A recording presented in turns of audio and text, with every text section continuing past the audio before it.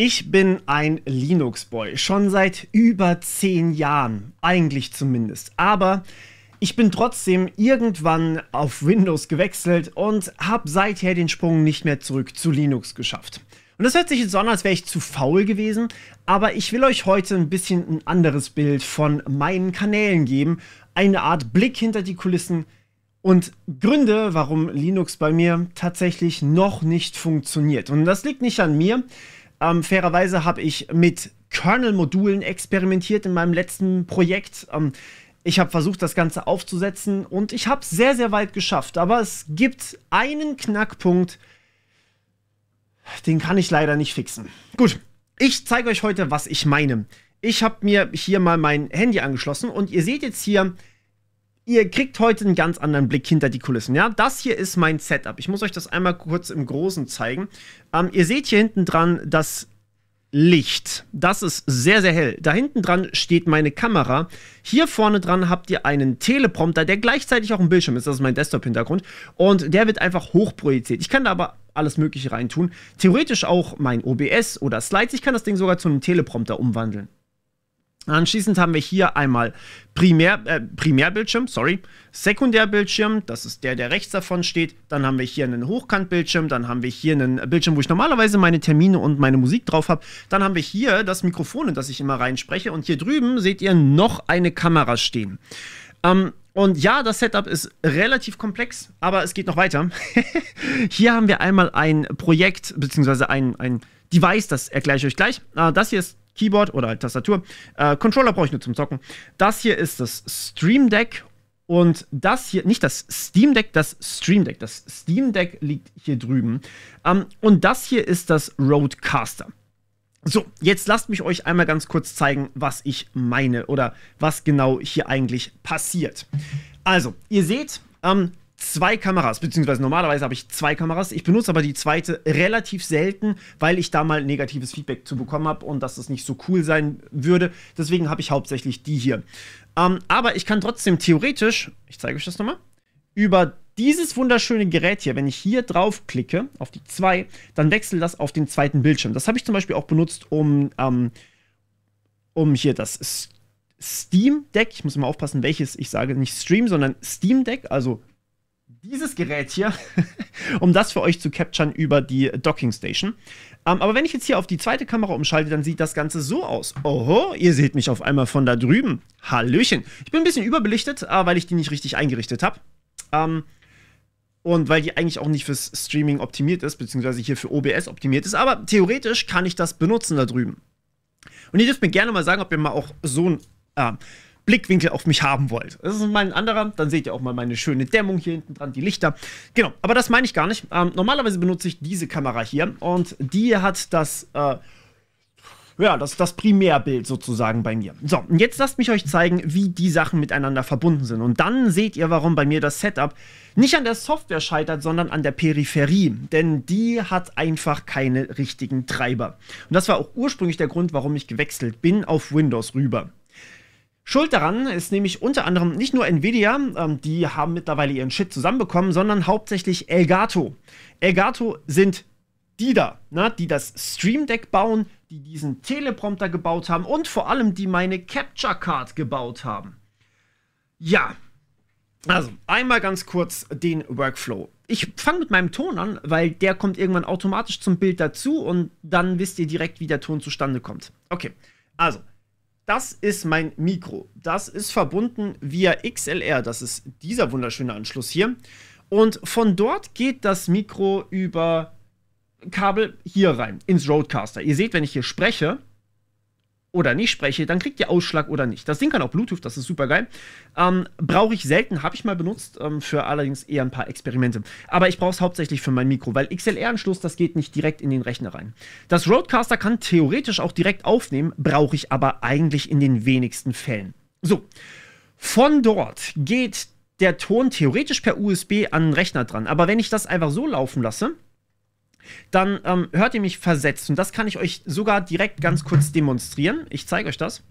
So, jetzt seht ihr mich sprechen, aber ihr hört mich ein ganz kleines bisschen verzögert. Beziehungsweise ihr seht mein meinen Ton ihr hört meinen Ton ein ganz kleines bisschen früher, als ihr es in meinem Bild seht. Das liegt daran, dass ihr direkt von meinem Mikro ins Rodecaster über USB die Verbindung bekommt. Das funktioniert unter Linux übrigens auch ohne Probleme, das ist alles komplett easy. Aber da habe ich negatives Feedback von euch bekommen und deswegen schalte ich den Ton normalerweise anders. Nämlich nicht direkt über das Mikro, sondern es geht weiter von dem Rodecaster. Hier vorne ist der Kopfhörerausgang, der wiederum in die Kamera reingeht. Und von der Kamera haben wir einmal den Eingang und den Ausgang per HDMI. Und der HDMI-Ausgang, der wiederum fließt theoretisch am Anfang zumindest direkt in die Elgato Capture Card, die ihr nicht sehen könnt, weil sie von meiner unfassbar riesigen Grafikkarte überdeckt wird. Dementsprechend, ja. Also, das heißt, ich fasse nochmal ganz kurz zusammen, okay?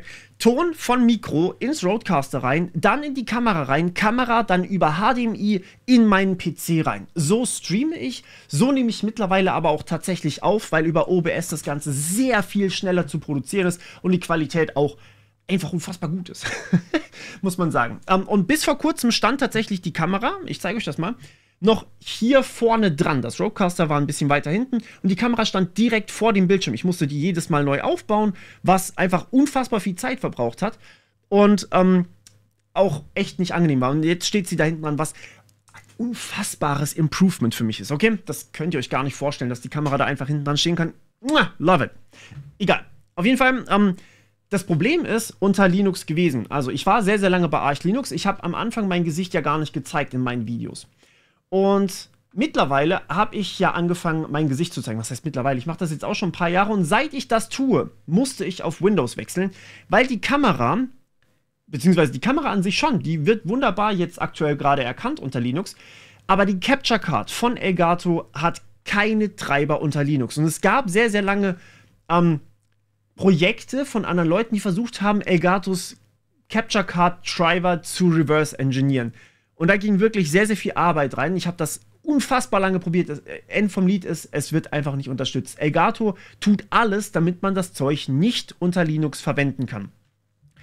Und genauso ist es übrigens auch mit diesem Teilchen hier. Das ist auch von Elgato. Das ist der Teleprompter. Der ist bei Windows wie ein Bildschirm. Ja? Ich kann euch das tatsächlich mal zeigen. Ich kann hier dieses Ding nehmen und da einfach wie auf einen Bildschirm draufhauen und dann habe ich das da einfach drin stehen. Und ihr seht hier übrigens, was ich euch nachher noch zeigen möchte. Aber ja, das ist tatsächlich jetzt wie ein Bildschirm. Ich kann mich da drin selber sehen, ich kann OBS da drin sehen, ich kann da ein Meeting reinlegen zum Beispiel. Ich kann da alles drin sehen. Und das ist natürlich super praktisch. Ich hatte davor einen Teleprompter, den ich nicht brauchte, aber der Teleprompter läuft überhaupt nicht unter Linux. Da gibt es keinen Support für, könnt ihr komplett vergessen. Das war aber auch für mich fein. Ich hätte auf den Teleprompter komplett verzichtet. Wie gesagt, jetzt gerade läuft hier auch nichts drauf und ich kann einfach die Slides unten drunter machen, dann kann ich auch aufnehmen. Das wäre jetzt nicht das Problem. Das größte Problem für mich war dann aber tatsächlich, als ich mit OBS versucht habe, OBS ist eine Software, die wunderbar unter Linux übrigens funktioniert, inklusive virtueller Kamera, inklusive Kamerafeed. Und ich habe das Ganze dann so geändert. Also wie gesagt, die Capture Card hat noch immer keine Treiber, aber dadurch, dass ich ja mir eine zweite Kamera angeschafft habe, nämlich die da, die auch hier verbunden ist mit dem Atom Mini Pro ISO, das ist ein Switch für Kameras. So, den muss ich euch jetzt einmal ganz kurz zeigen. Da ist erstmal alles verbunden. Ich kann da bis zu 4 Geräte gleichzeitig anschließen und dann kann ich hier einfach zum Beispiel auf die 2 klicken und dann seht ihr, wenn ich euch meinen normalen Feed von der Kamera gebe, plötzlich diese Kamera hier. Und da kann ich quasi hin und her switchen. Also ich drücke jetzt mal kurz auf die 1. Aha, hallo. Auf die 2, hallo. Auf die 1, hallo. Ihr seht, was ich meine. So. Und dieses wunderschöne Gerät, dieses Atom Mini Pro ISO, das hatte ich sehr, sehr lange auch über die Capture Card angeschlossen. Das hat einen HDMI-Ausgang und das ist bei Windows tatsächlich auch immer noch so verbunden, dass es einfach über HDMI alles ausgibt. Wie gesagt, Capture Card, die mein HDMI-Eingang nimmt, die hat keinen Treiber für Linux. Aber auf der anderen Seite hat dieses Atom Mini Pro ISO A eine Netzwerkfunktion und B auch sogar einen USB-Ausgang. Und ich habe beide ausprobiert und beide funktionieren tatsächlich unter Linux. Mit ein bisschen Bastelei, es funktioniert aber tatsächlich relativ nativ, vor allem über USB. Ich gar keine Probleme mit, solange das Kabel halt stark genug ist. So, das heißt, ich konnte jetzt tatsächlich unter Linux meinen Kamerafeed einlesen. Das hat wunderbar geklappt. Aber ich habe geruckelt. Und das ließ sich auch nicht fixen. OBS kann diesen Kamerafeed nicht flüssig einlesen. Also das Bild an sich ist flüssig, aber der Ton und das Bild, die sind asynchron. Und sie sind nicht gleichermaßen asynchron, so wie das zum Beispiel davor war mit dem Mikrofon und dem AUX-Anschluss, beziehungsweise dann, wenn ich auf Blackmagic mache, dass es dann quasi synchronisiert ist, sondern die Feeds sind, mal ist der Ton eine Sekunde voraus, mal ist der Ton eine Sekunde verzögert, mal ist es so und es verändert sich auch. Das heißt, ihr bekommt ein leicht gezerrtes Kamerabild, also eins, was ein bisschen weniger Frames hat, und mal bekommt ihr ein gestauchtes Kamerabild, also ein bisschen mehr Frames. Ich habe das sehr, sehr viel debuggt. Um genau zu sein, war ich 3 volle Tage, also 3 volle Tage meint in meinem Fall 14 Stunden, also 3 mal 14 Stunden, war ich dran und habe versucht, dieses Kamerabild zu debuggen, sodass das auch wirklich flüssig funktioniert. Und das habe ich tatsächlich nicht hinbekommen. Ich habe aber alles andere hinbekommen. Ich glaube, kaum jemand von euch hat so ein unfassbar komplexes Setup, wie ich das hier habe, weswegen ich einmal ganz kurz durchgehen will und euch zeigen möchte, was ich euch empfehlen kann für Linux als Software-Alternativen, was ihr alles machen könnt. Wie gesagt, bei mir hat alles funktioniert, außer dass das Kamerabild flüssig ist, weil wahrscheinlich die Treiber von dem Atom Mini Pro ISO über USB nicht ganz so schnell sind, wie sie sein müssten. Und wenn Elgato endlich mal ihre Treiber hinkriegen würde für Linux, dann wäre meine Capture Card ja dran angeschlossen und der HDMI-Ausgang, den ihr hier als zweites von rechts seht, also der da, der wäre ja dann absolut problemlos auch direkt mit meinem Rechner verbunden. Und da wäre es wahrscheinlich schnell genug. Also eigentlich ist es nur die Schuld von Elgato, dass ich immer noch unter Windows sein muss. Tatsächlich, so dumm das ist. Aber trotzdem will ich mal ganz kurz mit euch durchgehen und euch zeigen, welche Software ich euch empfehlen kann und wie das jetzt in meinem aktuellen Setup funktioniert. Also, wie gesagt, aufnehmen muss ich weiterhin unter Windows. Alles andere kann ich jetzt unter Linux machen. Und da will ich einmal mit euch durchgehen. Deswegen sind wir jetzt auch gerade unter Windows. Und ich habe da ein paar Empfehlungen, sag ich mal, für euch. So, ich schalte einmal ganz kurz auf meinen Browser. Eigentlich brauche ich den auch nicht im Vollbild. Ich darf euch ja durchaus spoilern, was wir da alles haben, ne? Also zunächst einmal, für mich persönlich, das ist, wie gesagt, Geschmackssache, das Arch User Repository, also im Grunde, ihr installiert erstmal unter Linux nichts über ganz normale Downloads. Im besten Fall macht ihr das nicht. Im besten Fall benutzt ihr sogenannte Paketmanager. Unter Arch Linux bzw. Manjaro, das war die Distribution, für die ich mich entschieden hatte. Manjaro ist wie eine userfreundlichere Version von Arch Linux, könnt ihr euch so vorstellen. Plus, es gibt ein paar Gimmicks, sag ich mal, die für mich relevant waren. Und zwar, bei Arch habe ich immer Rolling Releases. Also immer das Neueste vom Neuesten. Sobald jemand ein Update pusht, ist es für mich in Arch Linux verfügbar. Das ist geil, hat bei mir aber in der Vergangenheit dazu geführt, dass öfters mal Pakete, die ich wirklich im Produktivsystem einfach brauche, plötzlich broken waren und dann konnte ich einen Tag nicht arbeiten, was auf Dauer ziemlich doof ist. Weswegen ich zu Manjaro gewechselt bin, weil die prüfen nochmal die Paketquellen vorher. Das geht bei denen aber sehr, sehr schnell. Also nicht jetzt so wie bei Ubuntu, dass die eine Weile brauchen, sondern bei Manjaro kann man sagen, so 1-2 Wochen, dann habt ihr die neueste Version. Also es wird nicht immer gewartet, bis ein großer Release kommt. Der wird dann für euch veröffentlicht, so Stable Packages oder sowas, sondern es ist immer noch Rolling, aber es ist mit ein bisschen Verzögerung. Dass, falls wirklich ein Bug kommt, die armen Arch-Leute dürfen das dann probetesten und ich darf dann das funktionierende Paket bekommen. So ungefähr, vereinfacht gesagt. Und genau, jetzt will ich einmal kurz mit euch hier durchgehen. Also das Arch User Repository ist quasi dafür da, für die Pakete, die nicht in Pacman drin sind, also die nicht in den offiziellen Paketquellen von Manjaro drin sind, oder in denen von Arch, sondern die eben von Usern erstellt werden. Das heißt, die User bauen dann quasi ein Paket und stellen das direkt zur Verfügung. Das können auch durchaus Binaries sein und diese Binaries können durchaus auch mal nicht quelloffen sein. Und es kann theoretisch auch vorkommen, dass im Arch User Repository Malware liegt, weil da kann jeder was reinpushen. Deswegen mit Vorsicht zu genießen. Ich habe es für ein paar Sachen allerdings gebraucht. Übrigens hier an der Stelle, all die Software, die ich installiert habe, beziehungsweise auch wie ich das installiert habe und warum, das bekommt ihr auf Patreon als eine PDF-Zusammenfassung. Ich werde hier aber trotzdem natürlich mit euch durchgehen. Wie gesagt, das ganze Zeug ist nicht schwer. So, warum AUR? Erstmal, weil ich Vivaldi benutzen möchte, beziehungsweise, nee, dafür habe ich es gar nicht gebraucht. Stimmt, ich habe gelogen. Vivaldi ist ganz normal in den Paketquellen drin. Vivaldi ist hier mein Browser geworden, weil ich eben Arbeitsbereiche so sehr liebe. Arbeitsbereiche, kann ich euch kurz ein Beispiel geben. Ich kann mir quasi einfach Tabs speichern und ich bin ein unfassbarer Tab-Messi, aber ich habe auch sehr viele, die ich gleichzeitig brauche. Ich kann mir quasi Tabs speichern, die ich, ja, die zusammengehören. Und dann kann ich hier einfach sehr, sehr schnell hin und her wechseln. Vivaldi ist definitiv nicht bugfrei, er stürzt gelegentlich ab, er hat ein paar Issues, aber grundsätzlich ist es unfassbar praktisch, wenn ich hier einfach sagen kann, okay, ich arbeite jetzt an der Academy und habe schon direkt alles, was ich mit der Academy brauche, in all diesen 37 Tabs dann offen. Die sind alle jetzt im Ruhezustand, das heißt, sie verbrauchen keinen Speicher bei mir. Aber ich kann sie eben jederzeit relativ schnell reviven und habe die dann zur Verfügung. Deswegen will ich einfach diesen Browser nicht mehr missen gerade, zumindest für die Arbeit. Privat kommen wir gleich dazu. Den kann man ganz einfach installieren über die Paketquellen. Das heißt, ihr sagt hier einfach sudo oder ihr geht einfach in den Paketmanager rein und sagt, ey, installier mir mal Vivaldi bitte. Das ist unkomplizierter als auf Windows. Und das muss man einfach so dazu sagen. Unter Windows muss ich jedes einzelne Mal, wenn ich Vivaldi aktualisiere oder generell irgendwas aktualisieren möchte, muss ich in der Software drin auf Bitte jetzt patchen draufklicken und dann installiert sich das von selber, wenn es eine gute Software ist. Im schlimmsten Fall muss ich aber tatsächlich einfach die Exe nochmal downloaden, nochmal neu installieren, alles nochmal einrichten für jede Software. Und es ist viel geworden. Unter Arch, beziehungsweise generell unter Linux, nutzt man ja Paketmanager. Das heißt, ich habe sowas wie einen zentralen Store und darüber installiere ich meine Pakete. Die sollte man wirklich nicht von außerhalb installieren. Das sage ich immer wieder.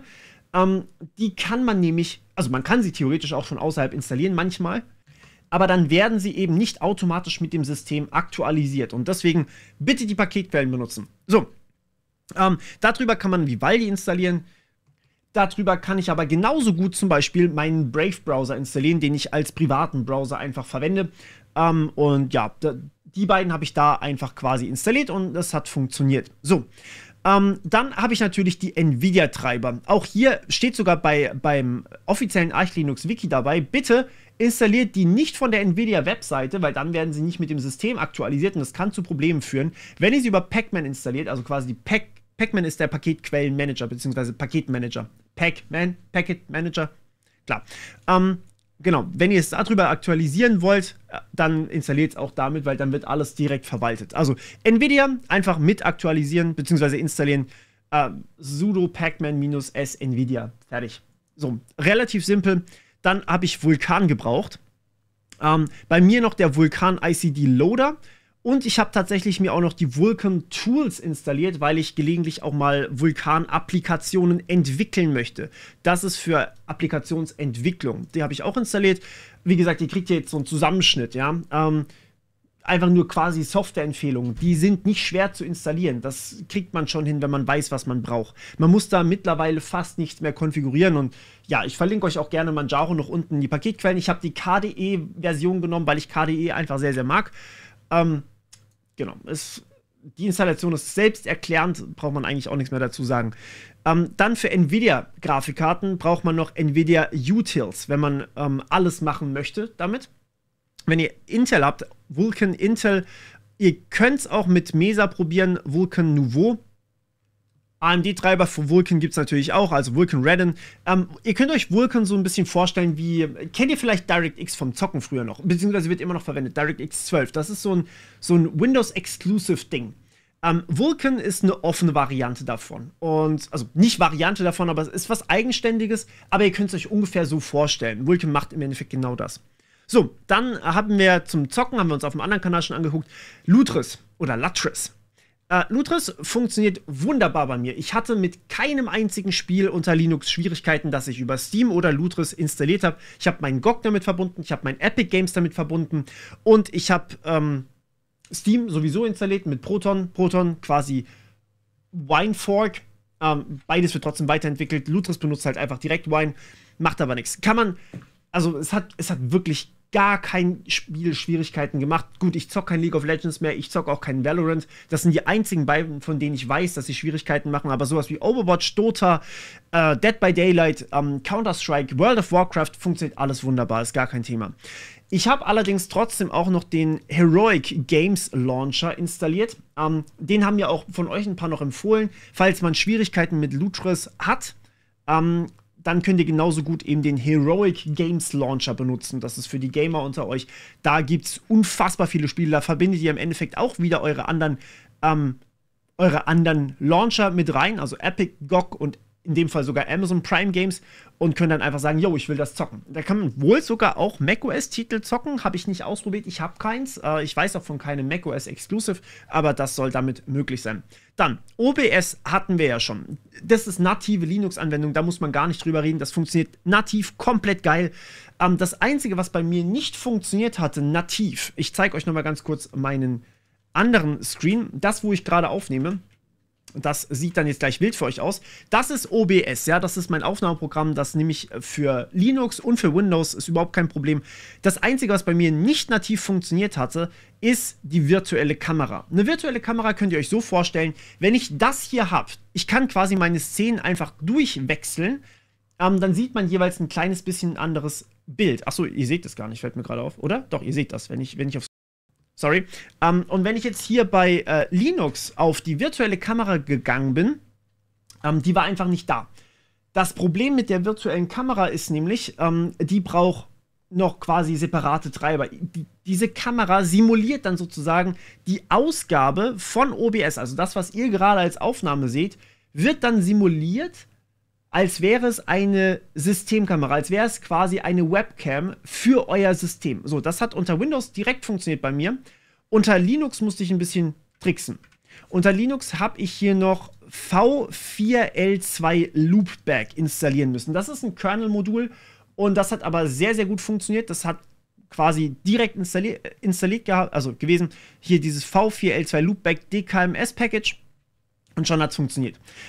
Ich habe trotzdem noch die Utils installiert, damit ich das Ding aus der Kommandozeile steuern kann. Und die V4L Utils habe ich auch installiert. Habe ich aber im Endeffekt, glaube ich, nicht mal gebraucht. Aber könnt ihr einfach mit installieren. Das funktioniert dann auch. So. Das war jetzt sehr, sehr viel. Damit habe ich erstmal soweit alles, was ich zum Zocken brauche und soweit alles, was ich für die Aufnahme brauche. Wie gesagt, mein Bild hat geruckelt, das habe ich leider erst ganz am Ende gemerkt. Schade. Aber es geht ja noch weiter, ne? Ich bin ja nicht fertig mit euch. Ich brauche ja auch noch ein Programm, mit dem ich meine Videos schneide.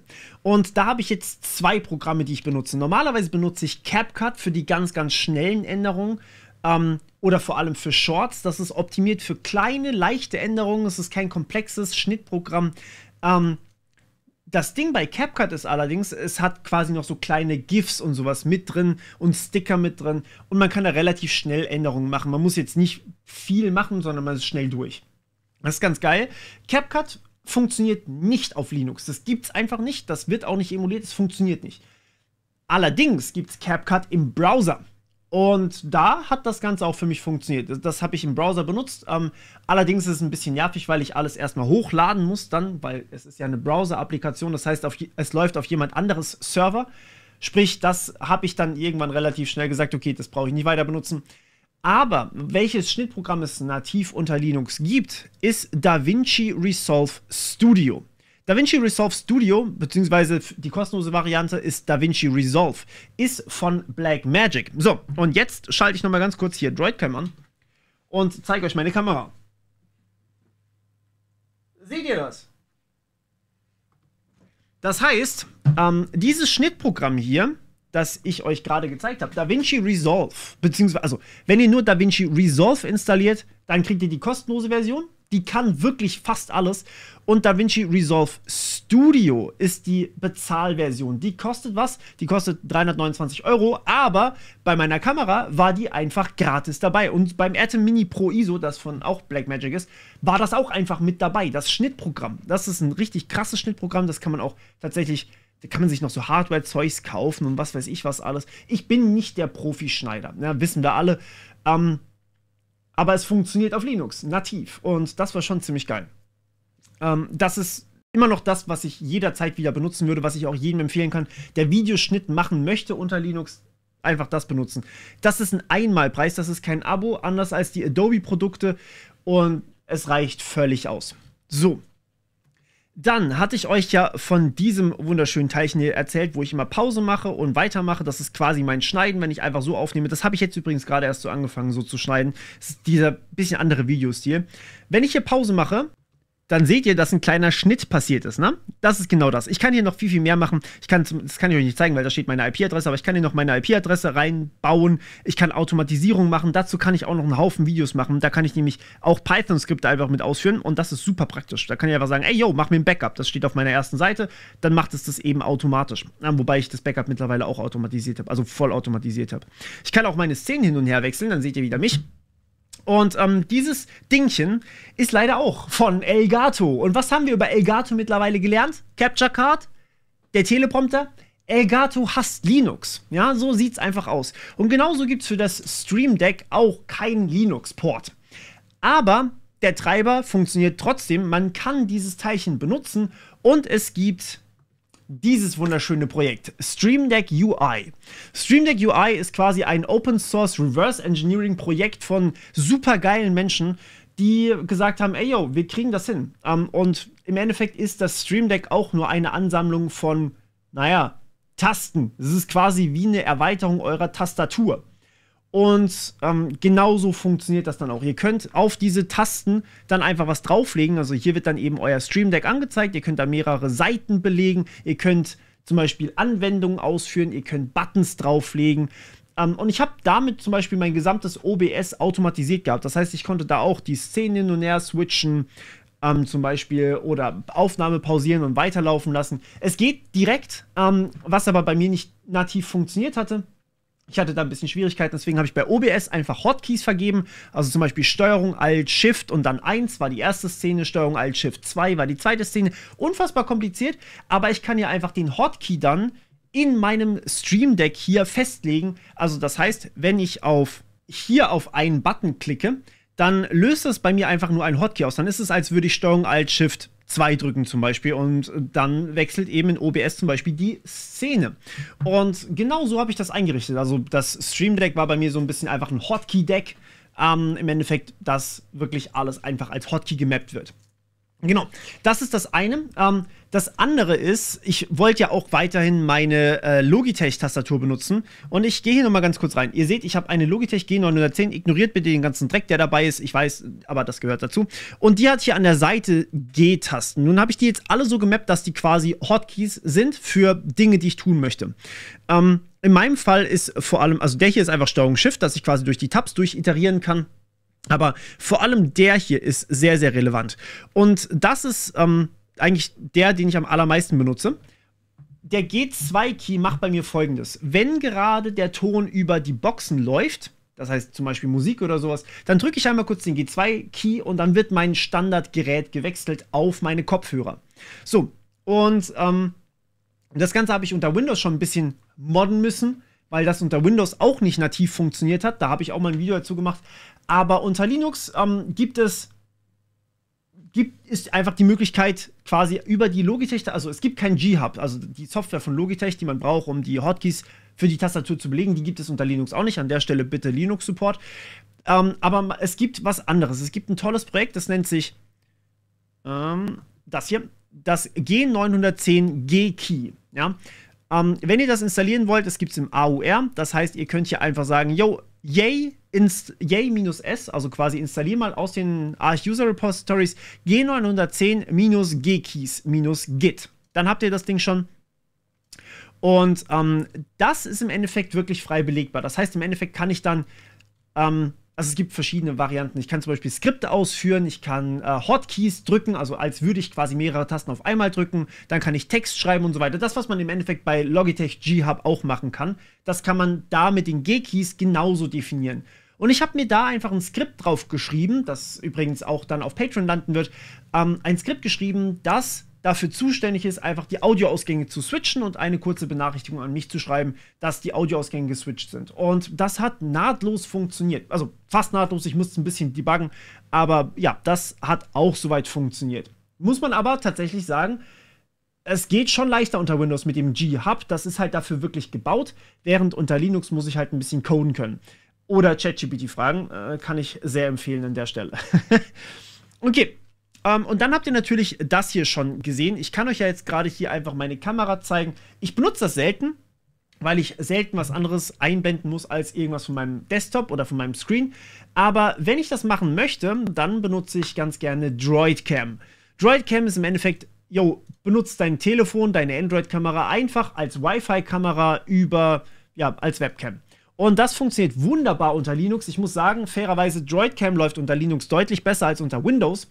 Unter Windows muss ich da immer so ein bisschen tweaken und es funktioniert nicht nativ direkt. Ich habe es hier als OBS-Plugin installiert. Das funktioniert direkt, aber die Software von DroidCam unter Windows, die funktioniert nicht absolut direkt. Da gibt es ein paar Workarounds, die man machen muss. Und trotzdem, habe ich null Probleme gehabt, das unter Linux laufen zu lassen. Also falls ihr euer Telefon als Webcam benutzen wollt, DroidCam it is. Ihr braucht nicht die Pro-Version, dann kriegt ihr halt ein bisschen Werbung. Ich habe mir die Pro-Version geholt für 15 € insgesamt, also auch kein Abo, damit ich wirklich auch die höchste Auflösung habe, damit ihr wirklich auch schön den Dreck auf meiner Tastatur sehen könnt. Und genau, dann habt ihr eine höhere Auflösung und ihr habt kein Wasserzeichen und ihr habt eben auch keine Werbung und so weiter. Was eigentlich ganz cool ist. Okay, so, und dann kam bei manchen von euch die Frage auf, aber wenn du jetzt ja offensichtlich kein PowerPoint mehr benutzt, was ich schon sehr, sehr lange nicht mehr tue, mit was machst du dann deine Slides? Und hier einmal ganz kurzer Shoutout an Canva. Canva ist mein Way to go für Slides geworden. Ihr seht hier, die Slides kennt ihr aus dem Linux Gaming Video. Und da packe ich mir zum Beispiel ein paar Notizen rein. Da steht dann teilweise mein Skript drin, teilweise auch ohne Skript, teilweise Stichpunkte. Dann habe ich hier einfach verschiedene Slides. Gelegentlich switche ich rüber auf mein Gesicht, gelegentlich switche ich wieder zurück und mache das immer so ein bisschen dynamischer. Und der große Vorteil hierbei ist, ich kann hier einfach Grafiken von anderen Leuten oder von Canva einfach reinziehen. Designs von anderen Leuten kann ich teilweise auch benutzen und teilweise Sticker benutzen, teilweise sogar Videos benutzen, Videos selber reinziehen, die ich geschnitten habe, nochmal extra und die da drin gezeigt werden soll. So habe ich das zum Beispiel mit meinen Benchmarks hier gemacht. Das sind auch einfach nur Videos, die im Hintergrund liegen. Ihr seht es hier, die kann ich dann einfach abspielen. Und ihr kriegt sogar den Ton von Anno ein bisschen über meinen Dings mit. Genau, also im Endeffekt ist das alles da direkt drin und ich kann das einfach da drüber präsentieren, was so viel angenehmer ist für mich, als wenn ich jetzt PowerPoint dafür benutzen müsste, weil PowerPoint hat bei mir nie gut funktioniert, auch gerade unter Windows nicht. Aber gelegentlich kommt es dann doch mal vor, dass ich Rechnungen bekomme, beziehungsweise Rechnungen schreiben muss und dazu braucht man einen PDF-Reader. Und der von Adobe kostet, wenn man ihn alleine im Abo bucht, 15 €, glaube ich, im Monat und läuft nur unter Windows, was nicht so geil ist. Deswegen habe ich hier den Master PDF-Editor, der hört sich erstmal fancy an. Der ist aber auch echt ganz gut, muss man sagen. Also der ist schon sehr solide, der kann unfassbar viel, wie ihr hier an den sehr, sehr großen Seitenleisten sehen könnt. Der tut alles, was PDF angeht bei mir. Wie gesagt, auch hier einmal ganz kurz, das ist nicht unbedingt, so muss das alles sein. Ja, euer Setup sieht ganz anders aus wie meins. Ich wollte nur einmal mit euch durchgehen. Vielleicht habt ihr ein bisschen Inspiration dabei, was ihr für euch benutzen könnt und könnt dann da auch euren Weg rüberfinden, weil es gibt für das Allermeiste einfach Sachen, die man verwenden kann. Und hier vielleicht nochmal eine ganz kurze Idee zum Master PDF Editor. Der läuft unter Linux, macOS und Windows komplett. Das heißt, ihr könnt ihn auch gerne einfach mal vorher testen. Und Canva läuft im Browser, wie ihr sehen könnt. Diese Slides sind komplett im Browser. Das Video komplett im Browser. Alles ist komplett im Browser. Sprich, das ist sowieso systemunabhängig. Da muss man keinen Linux-Support für haben. Das läuft einfach, wenn ihr einen Browser habt. Fertig. Wofür ich tatsächlich Linux-Support allerdings gebraucht habe, ist, und das ist ein bisschen schmerzhaft, ich brauche was für meine Cloud. Also das NAS, das da hinten steht, das lässt sich so nahtlos einbinden in Linux, das war in Windows 10.000 Mal schwieriger. Das dürfte klar sein. Aber wenn ich jetzt meine Cloud haben möchte, und ich habe zwei Cloud-Systeme, die ich regelmäßig benutze, einmal Tresorit und einmal Box.com. Da hatte ich ja schon mal ein anderes Video dazu gemacht, wo ich das ganze Zeug verglichen habe. Cryptomator funktioniert ohne Probleme unter Linux. Allerdings Tresorit hingegen ist, also es funktioniert wunderbar unter Linux, versteht mich nicht falsch. Das einzige Problem bei Tresorit war, es ist auf 2 Geräte limitiert. Das heißt, ich muss mich entscheiden, habe ich es auf dem Handy, habe ich es auf Windows oder habe ich es auf Linux. 2 davon gehen, das sind aber 3 Geräte. Und deswegen musste ich dann mein Windows leider rausschmeißen. Tja, schade, naja. Genau, das ist das eine. Was nicht so nahtlos funktioniert, ist Box.com. Box.com, da liegt quasi alles von uns, ja. Also da liegen die ganzen Videos, die auch wirklich für die Öffentlichkeit bestimmt sind, weil ich dort eben unendlich viel Speicher habe und dann einfach raufladen kann. Das ist eine längere Debatte gewesen, wir haben uns dafür entschieden und das läuft auch ganz gut. Und die Sachen, die sensibel sind, die werden verschlüsselt, beziehungsweise eben nicht hochgeladen. Wir haben ja NAS bei uns lokal stehen, beziehungsweise haben dann auch Verschlüsselung über Cryptomator, alles kein Problem. Aber Box hat keinen nativen Linux-Client, sondern nur einen für Windows. Und das ist ein Problem. Denn Box brauche ich. Und da gab es auch keinen Drumherum. Das muss einfach da sein, damit ich eben ein Backup für meine Videos habe. Und ich kann das nicht einfach ins NAS packen, weil wenn dann zum Beispiel der Cutter einfach die Dateien runterladen möchte, dann muss der mit meiner langsamen deutschen Leitung klarkommen, 50 Mbit. Und das zweite ist, potenziell bin ich da gerade vielleicht am Aufnehmen, am Streamen. Ich brauche meine Leitung anderweitig und er blockiert dann die Leitung, wenn er einfach was bei mir runterlädt, was er jederzeit machen können muss. Dementsprechend brauchen wir einfach eine Cloud, die online liegt, wo mein Hochladespeed dann erstmal am Anfang läuft und dann am Ende ist eigentlich nur noch der Speed von dem anderen relevant. Und deswegen brauche ich Box. Und da habe ich eine tolle Software gefunden, die auch hier mal erwähnt sein sollte, und zwar Expandrive.